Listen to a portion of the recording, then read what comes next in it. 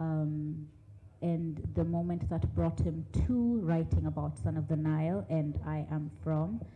Um, Son of the Nile is him sharing with us who exactly he is, and not just that, but appreciating the people who he has come from and the community as a whole. Yeah, so it's very beautiful, it's very rich. Man, yes, and how we know about the story of the migration that he has I Am From, and I believe this is the book that has poetry, and he's trying to pull in Africans from different backgrounds and different places to come and share with us who exactly they are and where they are from. So I may not have done justice to the brilliant, very introspective, very humble, very principled person that Teddy is. So I'd like to ask if he can maybe share with us a little bit about himself and about the process that brought him to writing about Son of the Nile and I Am From. Thank you, Mona.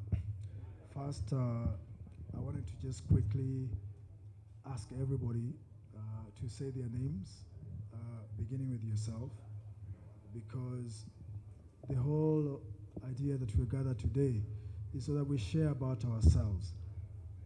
One of the basic ways of humans interacting and meeting and connecting is telling somebody your name. So I'll start with myself. My name is Teddy Waria. Teddy means divine gift in Greek, and Waria means I'm gifted with my hands in terms of skilled craftsman, which is my origin work or craft that my people used to do a long time ago. So thank you, Giuliani. So would you kindly tell us, just say your name and what it means. You can say both names or you can say one name, then we'll get it started.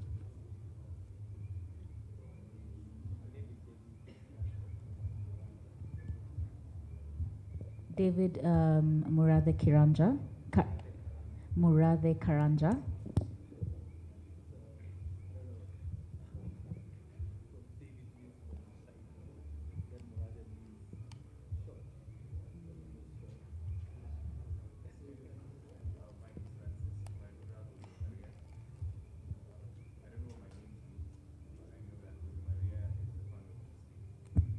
Do you desire to know the name or the meaning of your name?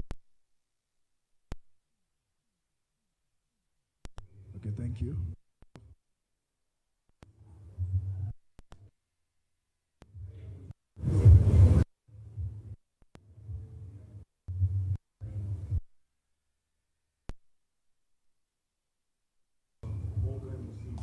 Yeah. Yes. Yeah. Yeah. Yes. Okay, thank you. And yourself?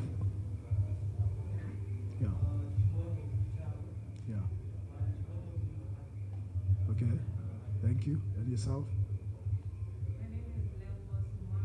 Yeah. Okay. At least I hope you'll find out. And you? And you? Yeah. Yeah. Okay. And you? Yeah. But is there any particular reason that you've been motivated not to want to know the meaning of your name, for example?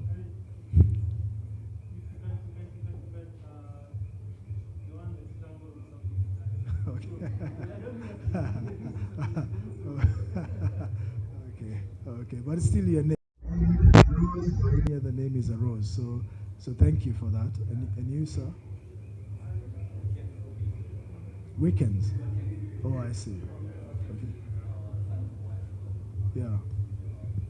You only have one name? Mark Mackenzie. Are you European? Okay, thank you. And yourself? Yes. Oh, very nice. And you at the back, tell us your name. Yeah. Yeah. Yeah. Yeah. Thank you. And yourself? Yeah. An in-law. An in-law who is liked or disliked? Yeah. And it derives its name from Mudhoni as well, isn't it? Asante. I have a friend of mine called Simon Joy. His daughter is called Gadoni. So he has broken down to me the meanings of Gadoni, Wadoni, Mudoni, and all those. Thank you. And you? What? And what does Wanjira mean? Oh, like, is that why Wangare Muta Madai named her daughter Wanjira Madai? Okay, I'll tell her now I know the meaning of her name. And yours? And what does it mean? Okay, I see. And you want to tell us your name? Yeah. Yeah. Yeah. Yeah. Okay. Yeah. Thank you for that. Tell us your name and the meaning. Yeah. Okay. Thank you. And tell us your name and what it means. Yeah.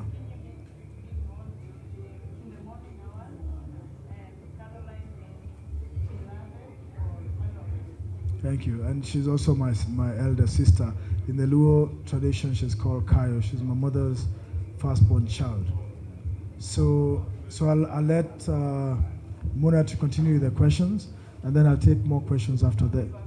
Oh, I see.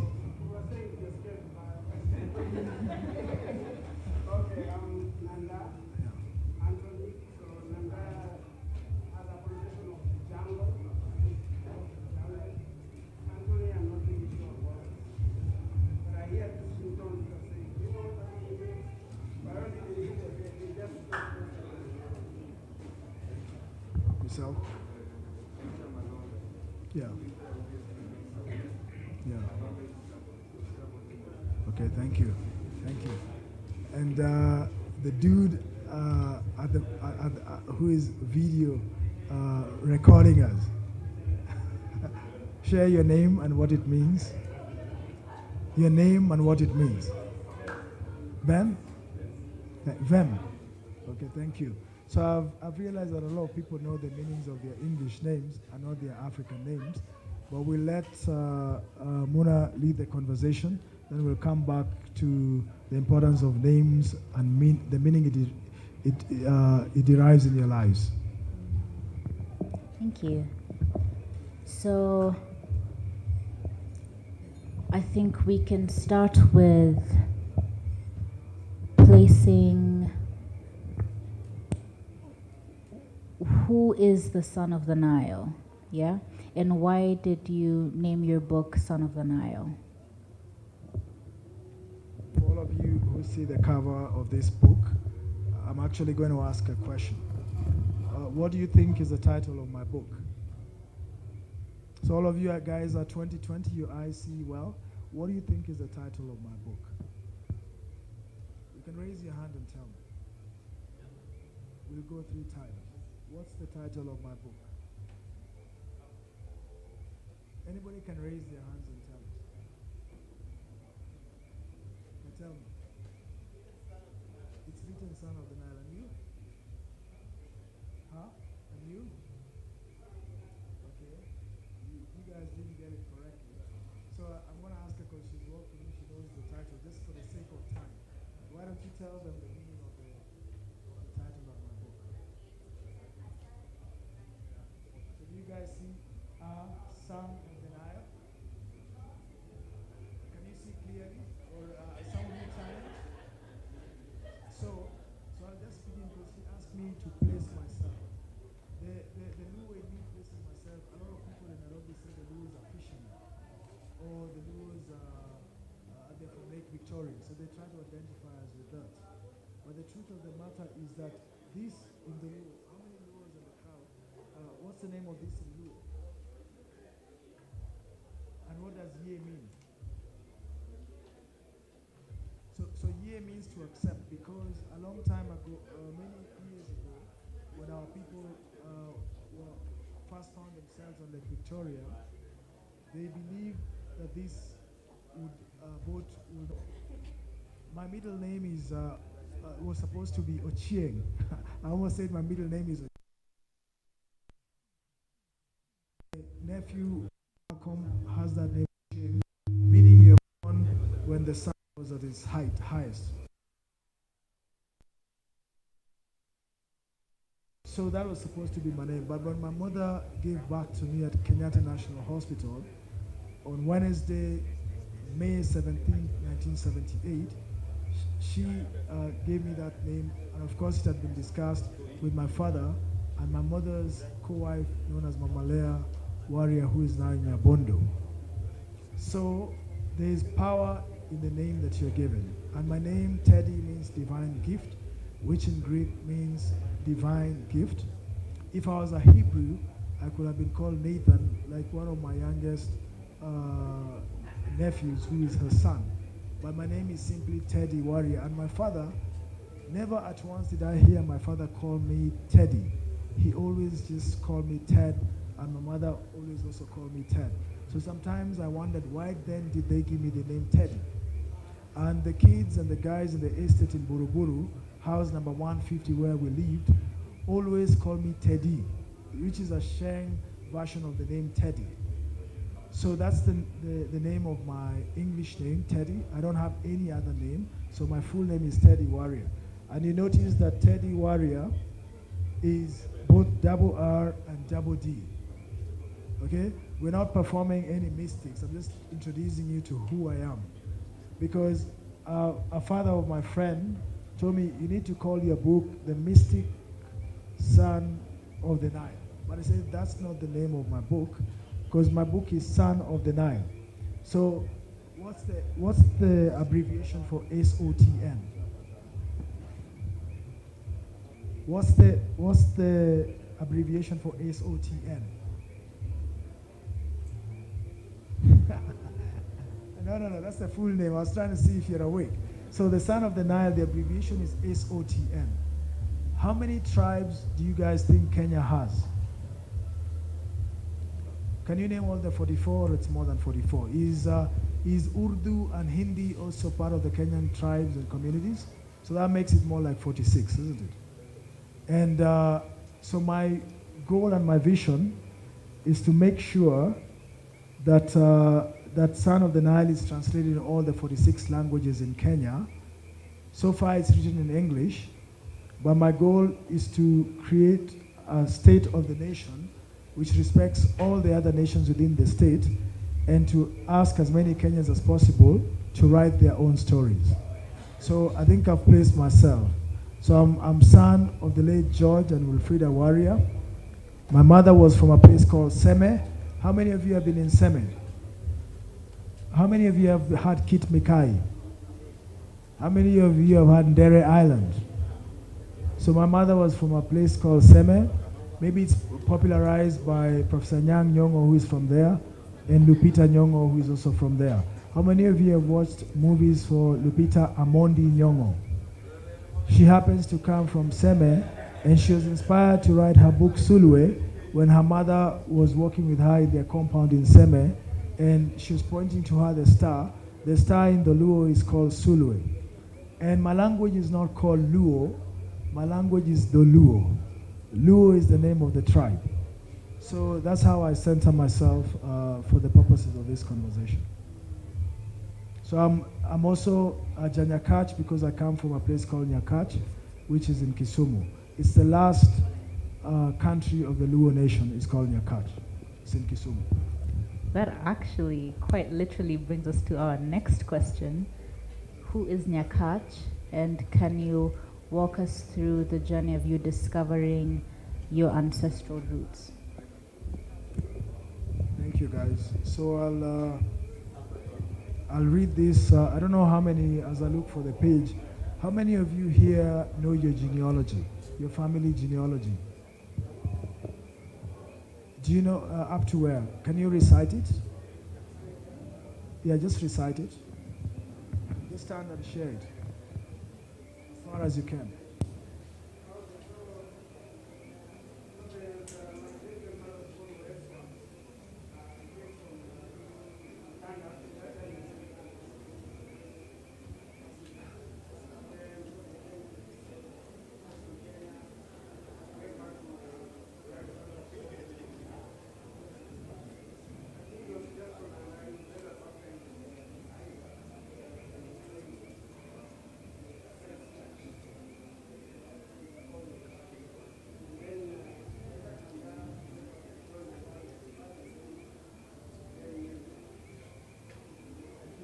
Sharing that. So I consider the most important page of my book to actually be this page, which is talking about my African genealogy. I'll read it quickly so that I'll end with Nyakach, but I'll start with Waria, because Waria is the person I'm also named for. So this is my African genealogy. This is my African lineage. Waria was the son of Odegi. Odegi was the son of Miri. Miri was the son of Obuya. Obuya was the son of Ogi. Ogi was the son of Abur. Abur was the son of Gonglo. Gonglo was the son of Sawo. Sawo was the son of Rewe. Rewe was the son of Minua. And Minua is actually my village because I'm from Kamnua village in Yakach. Minua was adopted by Oduol. Oduol was the son of Dianga Omolo, Amajaka Dianga from Yakach. Dianga Omolo was the son of Oyua. Oyua was also known as Nyakach, and Nyakach was the wife of Oyua. So isn't it amazing that over 200 years ago, a man decided to take the name of his wife to name his community? So we're a matrilineal society in Nyakach. You follow that? So it's not a patriarchal society necessarily. You follow that? So that's a bit of the genesis of my story.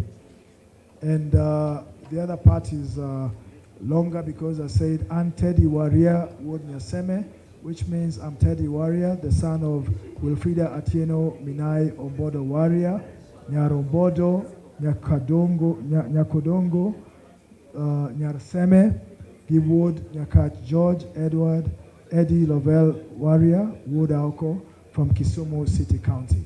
So that's where I find my roots. I'm deeply rooted in Nyakach for Kenya, and deeply rooted in Kenya for Africa, and deeply rooted for Africa for the world.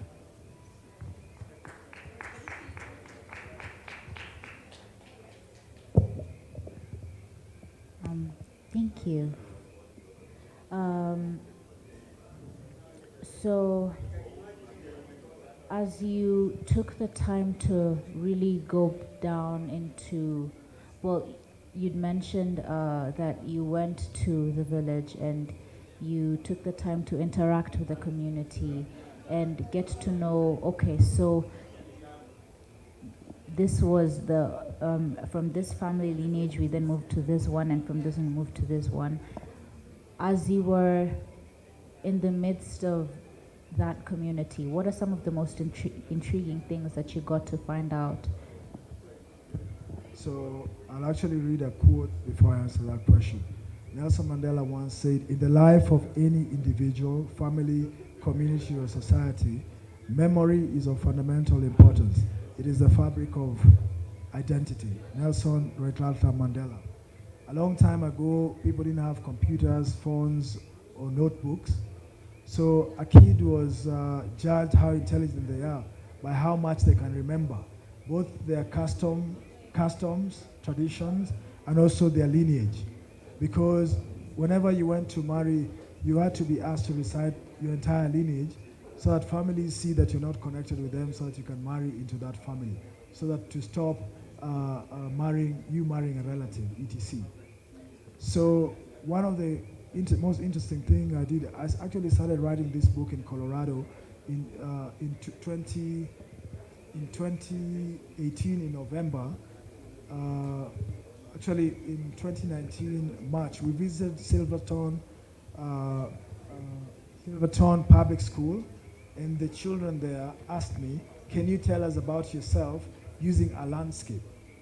So the landscape that I picked was the Nile, because it's the river that describes me and my people to the best, because originally we came from the great migration from Egypt all the way to Cairo, to Sudan, and then into Uganda, then into Kenya. But because they were children, I didn't want to say so many things, so I drew them the photo and I gave them all the major cities along the Nile.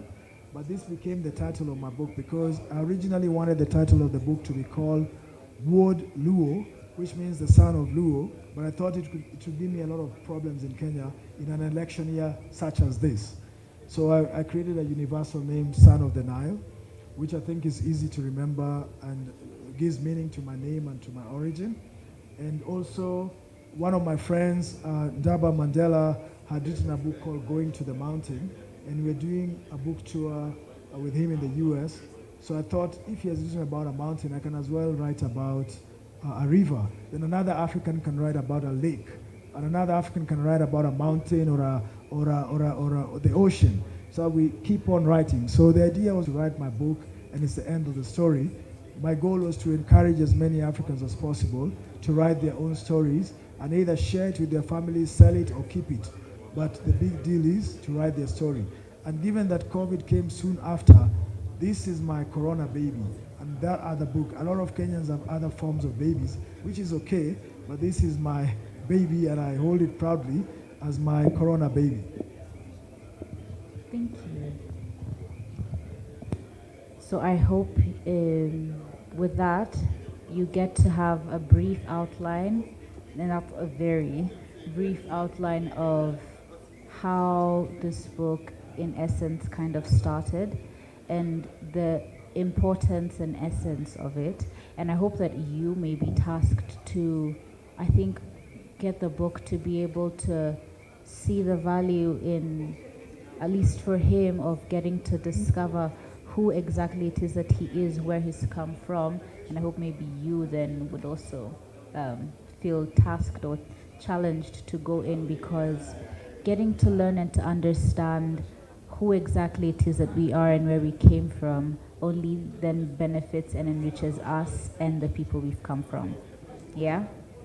So as we now delve into the book, in the very first part of Nithind Luo, which is praise of the children of Luo, you mentioned that you are from intellectual people, from farmers and business people.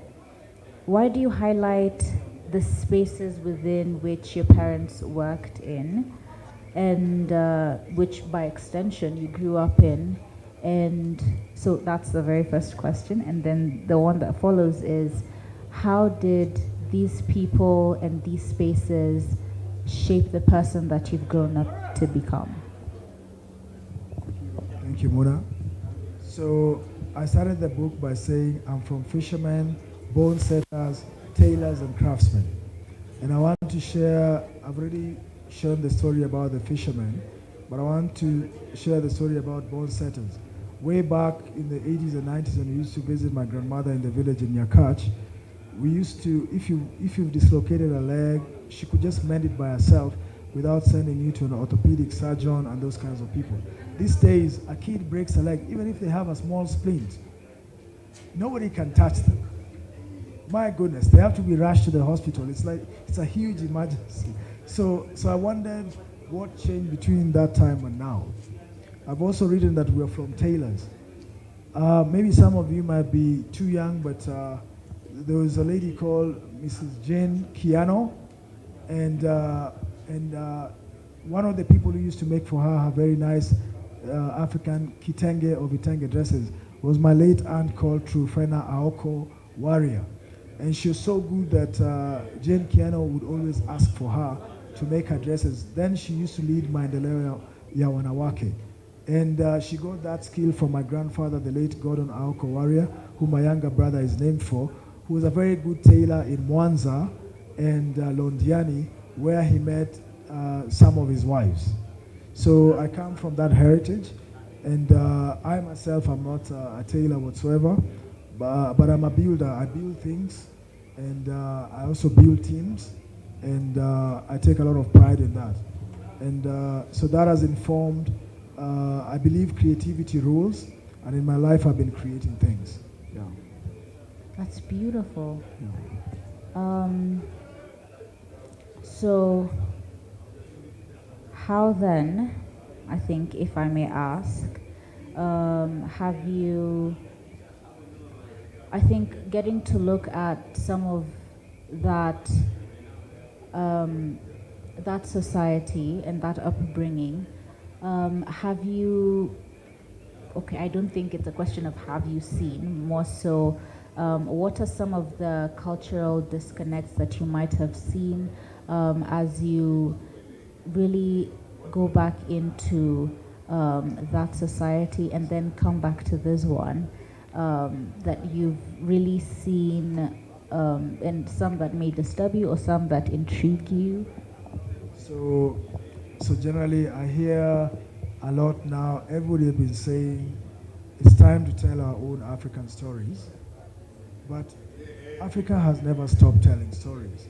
Or given that I've been in the US for 10 years when I was in school there and working there, between 2001 and 2010, I've not even once did I tell somebody that, gosh, I ceased being an African because I went to the US. But the Kenyans who were in Kenya always wanted to make me feel or think that I'm now an American, but it's a figment of their imagination, because I, as far as I'm concerned and knew, I was always a Kenyan. I was always a Nai guy. I was always a guy from Nyakach. I was always a Jakadianga. That never changed even once. In fact, I was very shocked when I was in New York in 2004, when I was walking in 410 West 58 street where our house was. It's near 50th Columbus Circle. Somebody referred to me as a black man. I was so surprised because nobody in my entire life had ever referred to me as a black man. I always knew I was a Luo. I always knew I was a Msewa Buru. I always knew I was Msewa Nai and a guy from Kisumu.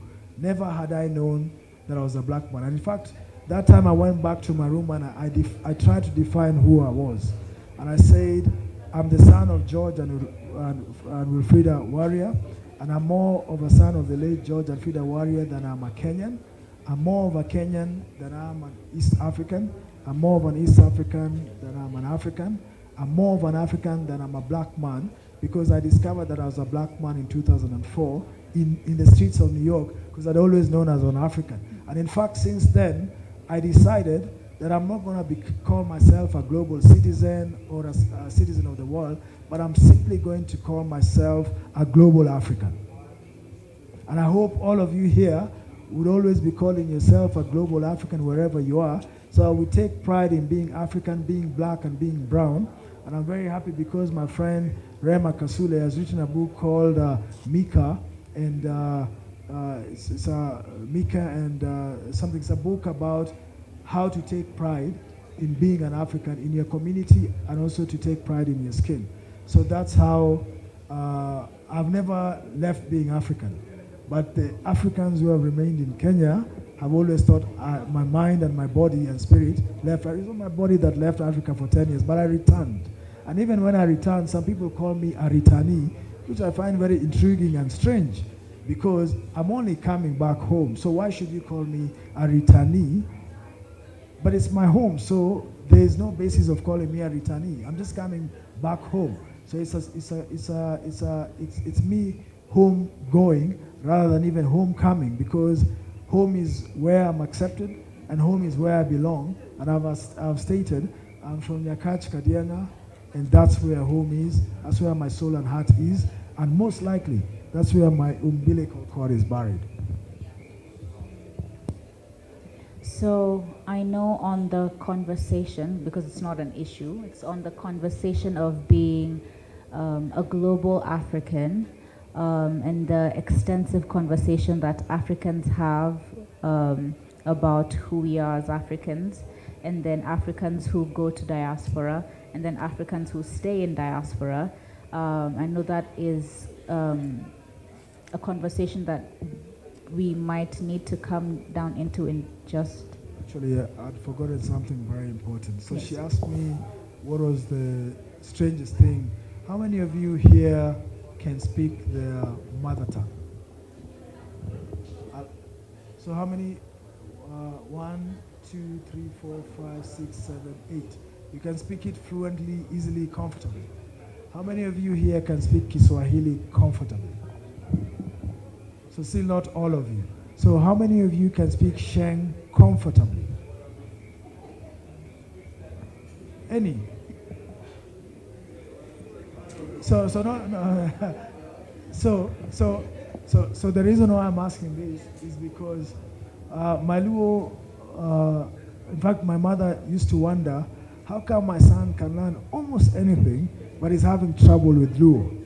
Because in my native tongue, in my tribe, the people, the Luo people, if you don't know your language, you're kind of considered, this guy is not it yet, okay? So when I was in the village for the last 2.5 years or more, because I was locked in the first lockdown, I learned as much Luo as I could, and I think I speak better Luo than a whole lot of people than I did before. But my sister who is here called Carol was also very instrumental. When I was in her house, living in her house as well, she used to like listening to Ramogi. How many of you listen to Radio Ramogi? And she had a very big radio, almost like that of the guy who died. Who's the guy who died? He used to carry a big radio. He was a watchman in one of the TV stations. Papa Shirandula, a radio as big as that. And I used to wonder, why would somebody be listening to such a program every day? But the more I listened to it, the more my Luo language improved. And consequently, I'm very confident of my Luo now, both spoken and written, than I was 3 or 4 years ago, which I need to encourage as many Kenyans as possible. Don't just look at the vernacular stations and say, gosh, I can't learn anything from them. You can actually learn your mother tongue, because if we can learn English, French, German, or Spanish or other language, we can actually learn our mother tongues if we put the time and effort. And that's what I want you to take home with you. And the more you learn your language, the more deeper you can be ingrained in your culture. The more you know yourself, the higher you can rise. But if you don't want to rise, it's okay also to be where you are and watch all the... I think there's a program when I was in the village, our mother was watching. It's called... What is it called? Huh? Papki. Tapki, okay? Guys, this is a radio. It's even translated into Luo. So if they go into a great extent to do that, please learn your language if you still can. Because it will make you more respected, not just with yourself or your immediate community in the villages, but also abroad you will be respected. Don't just know English and French and sit up and say, gosh, I don't need to know Luo or Kikuyu or Kalenjin or Kamba or whatsoever, because haitanipatia a job. First, do it for yourself so that you get strength from within and you know yourself. Once you know yourself, be true to yourself. Thank you. Thank you. So, I'd like to briefly touch on, because we still need to delve a little bit deeper into the book. I think having that exposure and then the realization or actualization of Africa's never been silent, but now we need to build a platform for the stories that are being told to now be on an amplified platform, then lead you to being a part of Africastalking? So guys, in 2007, where were most of you in 2007? Were you in Nairobi or were you abroad? Who was in the US in 2007 here, or in any other country? You're there? So it was very exciting because one, President Barack Hussein Obama was rising, and most Africans who were there were filled with so much pride. I don't know if you feel with so much pride, but it was unbelievable that a son of the soil would become the 44th president of America. So in fact, I left for some days from Bard College, which was my college there, to just go and root for him, because I could not believe a son of the soil and even a son of Kogelo was running for the presidency. And at that time, there was also something coming up, something called Facebook. So a lot of college students were getting excited about Facebook. That is even before it came here. So it was the hottest thing in the US as a social media platform. So we got into that. I had two of my friends that had helped to go to MIT, Sam Gikandi, who is the group CEO of Africastalking, and Eston Kimani, who is also a co-founder of Africastalking. I had helped them in 2000 to practice through ACT's Scholastic Aptitude Test and TOEFL, and they got almost 95th to 99th percentile, which guaranteed them almost full scholarships to MIT, which is not an Ivy League school, but is in the tier of Ivy League schools. They got into as many colleges as maybe about 6 or 5 of the 8 Ivy League schools. So Africastalking was founded on an MIT dorm room between Eston Kimani and Sam Gikandi, who wanted to create a company that would work for all of Africa and would also amplify our voices and create a solid platform which will carry our voices through and APIs for payments and communications.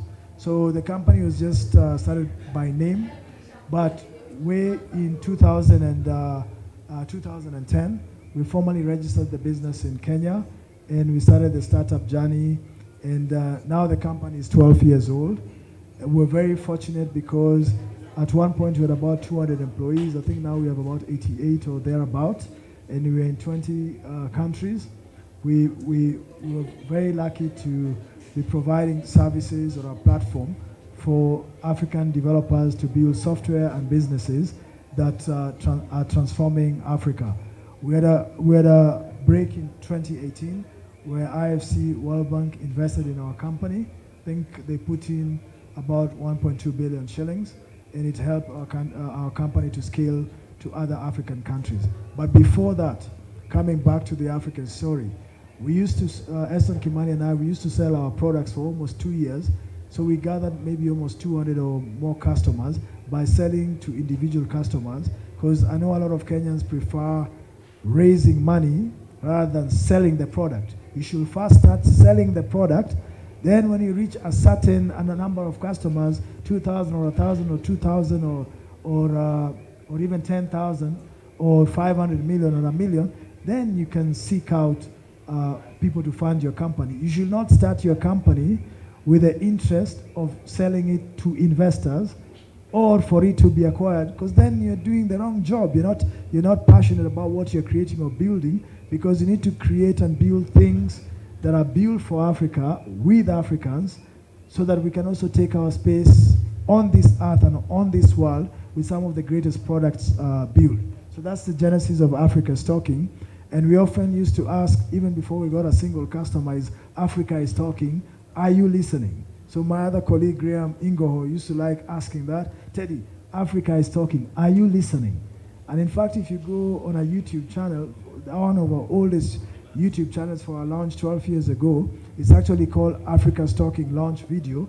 We just made it in an office, which is opposite Prestige, and it only had 2 office rooms, a bathroom, a water closet, so to speak, and a kitchen for preparing our tea. And we were 5 of us putting our heads down and our thumbs up and working almost 16 hours a day for more than 3 years to get the business up and running. And our first customer was actually Ngunjiri Wambogo, who is now an MP for Nyeri. He used to run something called Change Associates, and he gave us our first check of $290. That was our first check. We took a photo of it, and on that day at Rehema Place, we actually had a meal to celebrate getting our first check of $290, which is then about 29,000 shillings. That was our first check. Shortly after that, we got another check, and our number 5 customer was actually the Honorable the Honorable Martha Karua, who bought a short code and used to pay the bill on time. It was about 30,000, and that used to pay the rent for at least 6 or 7 or 8 months. So we thank her for paying our bill on time and for trusting, being an early believer for our product, Africastalking, that we made the SMS Leopard and also our USSD code. So we really thank her for that. And we also thank, maybe he's here or not, our very own Giuliani, who I think was our 7th customer. And he bought also a shortcut from us. He's an early believer. His friend, Boniface Mwangi, was also an early believer. He got a shortcut 2540. And so the company started. So we're not waiting for anybody because we were the Africans we have been waiting for. Tarudia tena. We were not waiting for anybody to come and help us out because we believed in ourselves, because we are the Africans we have been waiting for. And that refrain was a blessing that Barack Obama also used, because in 2000, the Hopi Indian elders perceived and saw that, the world is going into a place where somebody like Barack Obama will become president. So I'll ask one of you to actually read the entire poem called "We Are the Ones We've Been Waiting For" before we continue. So I'll ask you to come and read it if you don't mind.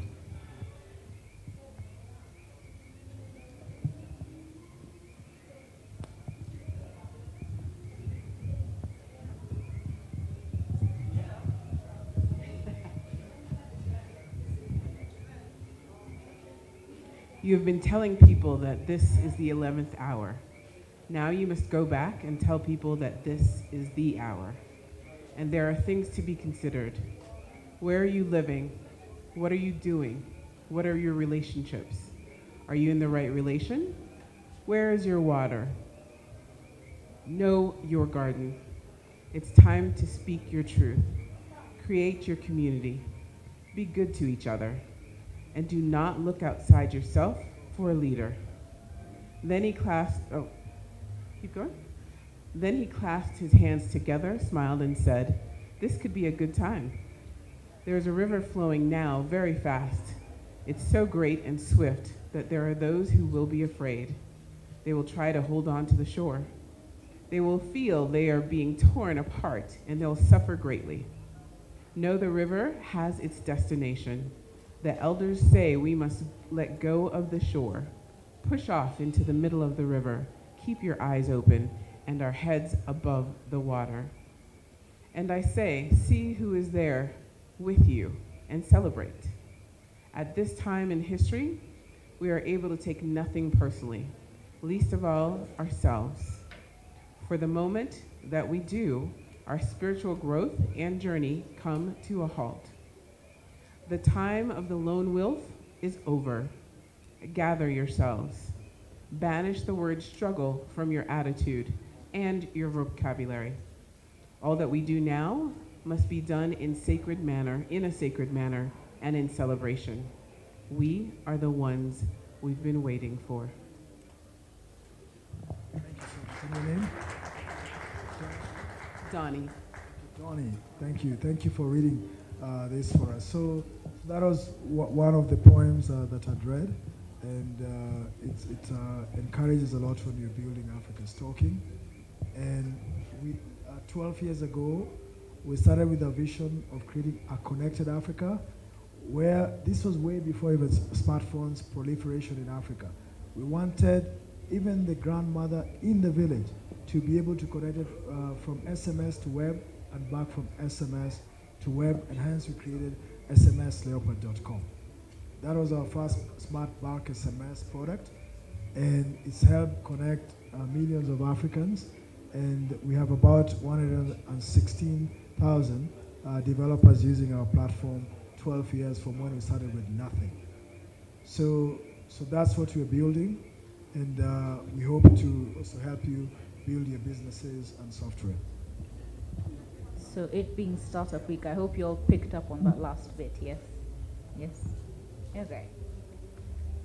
So I think as we now bring it back home, yeah, and this is definitely a bit of a 180, because we've got to speak about the business aspect and about celebrating Africa and that realization. I think I'd like to ask a few more personal questions now. Yeah, what are some of the family or traditional practices that you used to do or you had of and have started to practice that you have tried to be very consistent with, and maybe you can share why.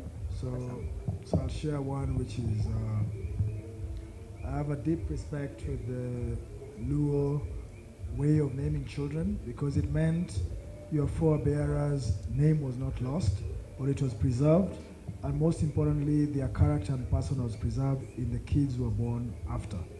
So we're not, in that sense, we're not losing our ancestry, because the ancient Egyptians believed that people die twice.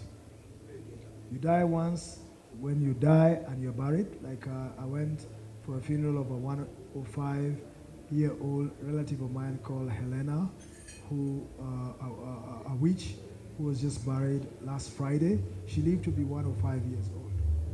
So if you die at that point, and then it's a first death you die. But the second death you die, each and every one of us, is when nobody can ever remember your name. So I'll repeat it. You die twice. The time you die physically, when your body is dead, and the time nobody can ever remember your name. So one can claim that now that I've put my family genealogy here in a book and my own name, then if we live in a digitized world, then it could remain forever, hopefully. That's why I'm encouraging as many people as possible. First, know your name, know the meaning of your name, and then put it down on paper. A long time ago, we used to have kids memorize about the genealogy, but it may not be possible now for them to do that. So just put it down on paper so we don't lose that, because your genealogy is a unique identifier of who you are. So that's the most important thing to me, and also the meaning of names, because I told that my name could have been Ochieng, which meant I was born in the morning, in the afternoon, like about noon. So I know with things that go with that. Like, for example, people call Akinyi, like my sister here. I've investigated. Majority of people who are called Akinyi are natural leaders. In fact, they should be in the military, if it's an ideal situation. I'm just giving you an example. And people who are called Akinyi are very difficult. When they stand their ground, it's very difficult to shake them up. Okay? I'm a very stubborn person, and but it's very difficult to shake her up. What I'm trying to say, you need to find the meaning of names so that you claim the meaning of your name. If my English name is Teddy, meaning divine gift, then I claim it. But that's my Western name.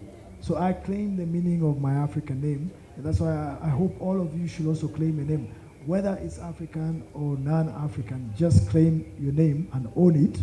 Because if you own it, you should actually have, say, a copyright. For example, my book now has a copyright, and you can easily get a copyright from any of the national libraries in Kenya, so that the book and your story fundamentally belongs to you. So my copyright for my book, who knows the meaning of ISBN? I'll come back to you. Who knows the meaning of ISBN? What does ISBN mean? Tell us. Yeah, what is it? Yeah. So it's basically your identity. It identifies you as the author of a book. And so she asked me, what is the most important thing I've learned since I've been to the village? One, I've learned that it's very important for me to identify who I am and which roots I'm connected to. Not just on my father's side, but also on my mother's side. Because I've also done a similar genealogy for my mother's side, who is from Seme. I've done it for almost about 300 years. So in the subsequent book edition, I'll add it so that I also have it.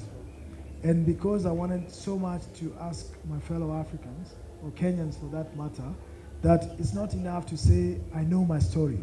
Please put down your story and have an ISBN for it, because an ISBN is an international standard book number, which gives you ownership for your book, however small, whether it's 24 pages like this, or it's 350 pages like this. It belongs to you. So I'd urge you to belong to somewhere, and what during these corona times, what I learned from being in the village is that I belong to the people of Nyakach, which is extremely important.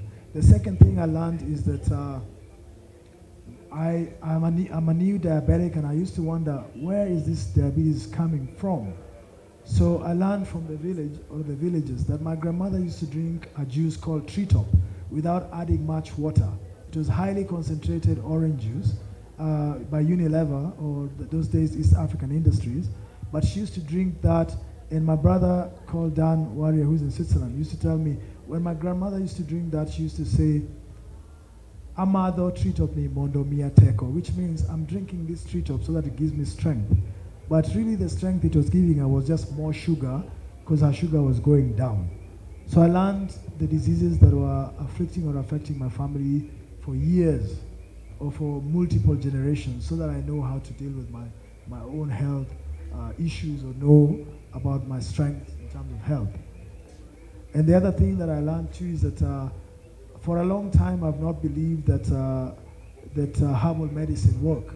But one day when I was in the village about 6 months ago, my stomach was churning and all that. And I didn't know what to do, and it was too late to go to the hospital because we live in a plateau. We live in a table mountain. But the next day, one of my mothers, Mama Leah Waria, grinded for me some herbs and then put it in warm water. And believe it or not, 7 minutes after taking it, my whole stomach poison or food poison, whatever it was, had gone completely. And I could not believe that this thing had been used for ages, and nobody had ever put it in form of a known medicine that you can use. So those are some of the wealth and richness we have in our own villages that we're not exploiting or using, because we're all using something called Eno in Kenya, which is an antacid, and we don't want to touch anything that comes from the villages. So the village is where our wealth is as well, and remains. I think 75% of Africans are in the villages, so you need to get in touch with your village so that you export also what is in the village worldwide. I have my friend here, Kake, who will do a song here called Tipo. Tipo in my language means shadow. It means if my shadow lifts this, it also lifts itself. If I sit, my shadow also sits. It's actually a very interesting song that you could allow him to sing before we take the other questions. Is it okay? Sing Tipo. Tipo means shadow in the Luo. Are you ready? You can sing it. So the instrument that he has is called a nyatiti. Kake, why don't you explain to them the nyatiti, the small stool, and then you do your thing. So this is still part of the culture. We're bringing the village still to you, and he'll do the song. Please do your thing, Kake.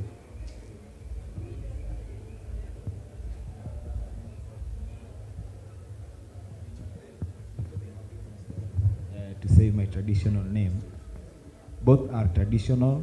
Wakake is an ancestral name, but I was born at around 10 a.m. to 11 a.m. That's why I was given the name Onyango. So at night I like sleeping, but during the day I'm very active. So that is me. With me I have my nyatiti. People they say nyatiti, but it's supposed to be pronounced nyatiti. Nya titi. So titi, T is a lower word for old, T. Natmoti, diomoti, an old woman or an old man, T. And then nya is for represents the feminine, female, she. So the instrument itself is a she, nyako. Nyako, a girl, emisero igwenge. So, yeah, to tune a girl, yeah. Anywhere that nyatiti goes, everybody feels so nice. Because when I was playing here since the first day, I used to see people coming and just taking photos and going back. Because they want to listen to the sound, but they also have the other stuff that they are working on. So that's why the nyatiti is called nyako. It attracts everybody from all corners of the world. So my nyatiti has got 8 strings, as you can see, and each string has a reason why it is there. Before I go there, let me first explain. It is made from a sacred tree called ngoo. Ngoo is same like mugumo tree, fig tree, which is very sacred. And also, not only that, where I'm holding, this is called a badthum. This badthum is the arm of the nyatiti. It is a different tree from this other one, because this is hard, very hard white wood, and this is soft that you can dig with the chisel, or we have a special tool called core. If you go to Kikomba, where the Kamba guys they do their carving, you'll find that type of tool being used. Then this is badthum. Badthum is from Siala. Siala is also a different type of tree from this one, because this is a po. Siala is the Nile tulip, or Muchemia luteus. Thank you. And then we have this is a cow skin, very old cow. We use the skin from the cow that has Nimekoma. And then we have bamboo, and also we have this piece of timber. We get it from cactus. Cactus is also good in sound, because cactus is the same tree that we use to make an instrument called orutu. Orutu is same like the wandendi, the one-stringed instrument, the fiddle. So here we have the papyrus grass, and then we have plastic, and then we have also this fishing line. Before the fishing line, we used to have the tendon from the cow, but the tendon never used to last for long. If you had the tendon in the nyatiti, it will only stay like for 2 or 3 days. Then after that, you'll have to replace them. So, and this is beeswax. These beeswax, we use them to stick the bamboo, so that the bamboo don't come out. So everything you see here is natural, but we have nails to stick the skin on the resonator. So that is nyatiti. Say nyatiti. Tum nyatiti. Tum is a musical instrument. Tum nyatiti. Thank you. So I'll play for you a tune. I have my pen, and this pen is in Luo community, in Luo nation. Different parts they have the special different name. Some call it orindi, some call it pen. So my community we call it pen. Where I come from. How do you call it where you come from? They call it orindi. Okay, I have gara.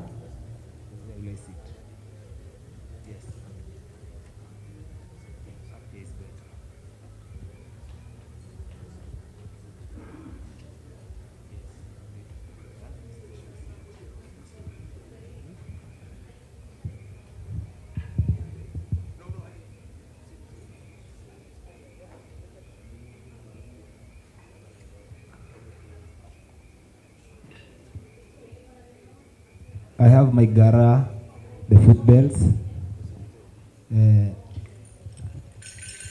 This one we call them gara, and this metal ring, it is called oduongo.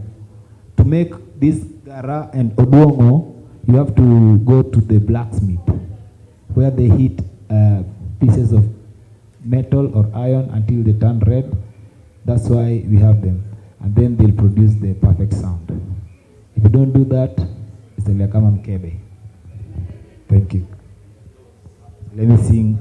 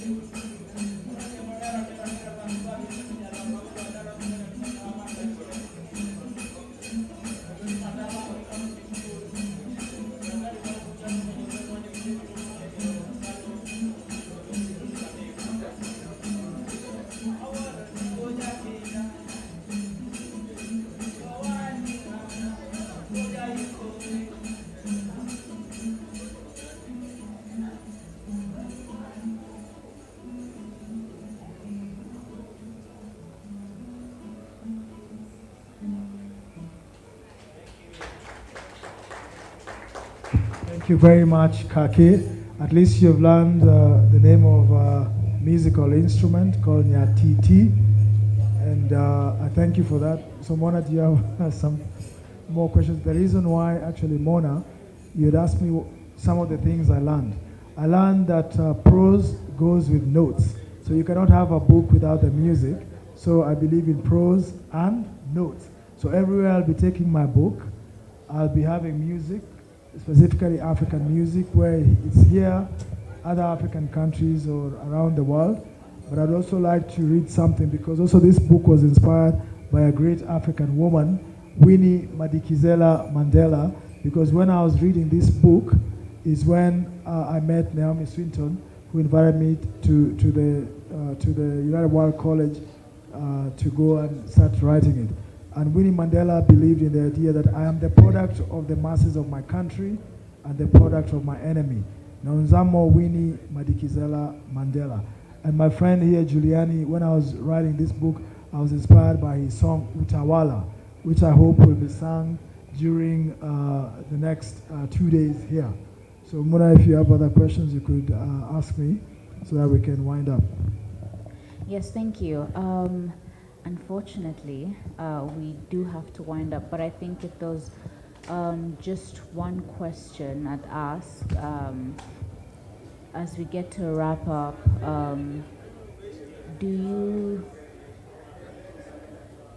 what are some of your biggest achievements that you can think back to and really appreciate the work and effort that you've got to do up until this point? Thank you. I think one of my greatest achievements has been in connecting Africans from more than 33 countries in an organization called Africa 2.0, available at africa2.0.org, and into mentoring thousands of young Africans to be great young African leaders. And my other achievement is that I consider that I've been there for my family, and I've helped carry my father's name, which is Waria, higher and higher, and that I think I love. Not that I think, I know that my greatest strength is an achievement is in loving men and women from here and around the world, and that's what makes me wake up every day in the morning. And lately, it's also been in conservation through Climate Advocates Bosses Unidas, because I want to make sure as long as we are alive, we also are preserving our environment and living in a clean, healthy, and happy earth. And the other achievement is in helping build Africastalking from scratch. And Africastalking's vision is to create a connected Africa by SMS, USSD, API, and our products, and to be a veritable African technology company that has open doors and open policy to help as many African software engineers build software that will be used by African businesses and people to propel us forward to be a more advanced Africa. And as I wrote at the end of this book, Son of the Nile, is that both J. Craig Venter and believe that we are all 99.9% the same as humans. So I believe in the philosophy of Umoja. I want to carry that philosophy here and around the world. And if you can join me at sonofthenile.com and subscribe, because I'll be running a campaign called I Am From Challenge, where I'll be asking Kenyans and people of the African descent and others to just write a one page about the I Am From poem, so that we can create one big anthology called Son of the Nile Anthology for Kenya, and Son of the Nile Anthology for Africa, and Son of the Nile Anthology for the world. Because I believe if each of us give the very best that they have, we can move this continent forward. So I thank Sam Gikandi, our Group CEO at Africastalking, for leading us in the vision of connecting all the rural villages using USSD, SMS, so that no African is left behind in this Web 3.0 that is coming. And you cannot get to Web 3.0 if you have not tackled Web 2.0. So we're going to deliver that connectivity to African villages using our products. And we're keen on doing that. And we thank Giuliani for bringing the music and for Kake for also keeping on to the traditions. He actually calls himself the custodian of culture, and these are things we need to protect and preserve and to propagate.